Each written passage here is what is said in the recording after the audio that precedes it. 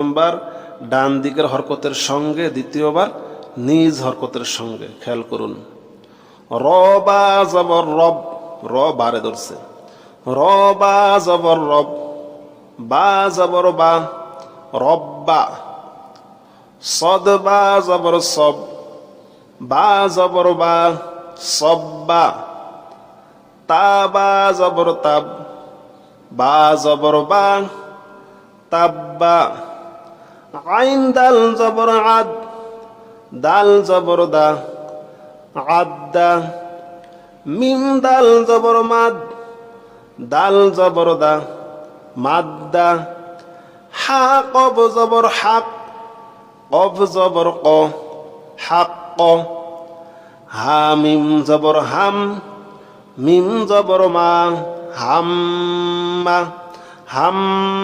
আমি এখানে গুন্নাহ করেছি। গুন্না কাকে বলে? নাকের ভিতরে কতক্ষণ গুন গুন করে শব্দ করাকে গুন্নাহ বলে। আমি এখানে গুন্না করলাম কেন শুনুন। আরবি পড়ার সময় নুনে অথবা মিমে যদি আপনারা তাজদিদ দেখেন তাহলে গুন্নাহ করিয়া পড়িবেন। এই গুন্নাটাকে ওয়াজিব গুন্নাহ বলে। আশেপাশে কোন হরফ আছে না আছে দেখার দরকার নাই, নুনে মিমে তাজদিদ দেখিলেই গুন্নাহ করিয়া পড়িবেন।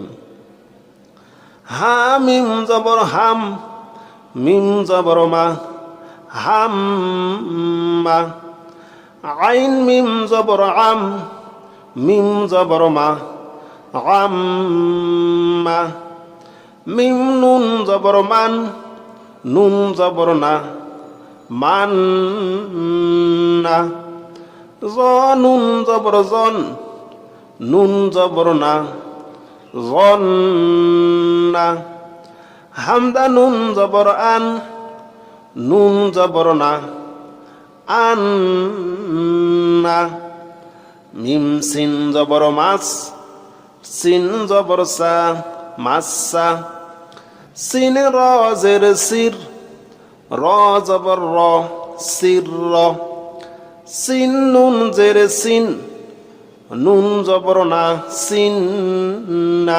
খেয়াল করুন, নুনে মিমে তাজদিদ থাকিলেই ওয়াজিব গুন্না।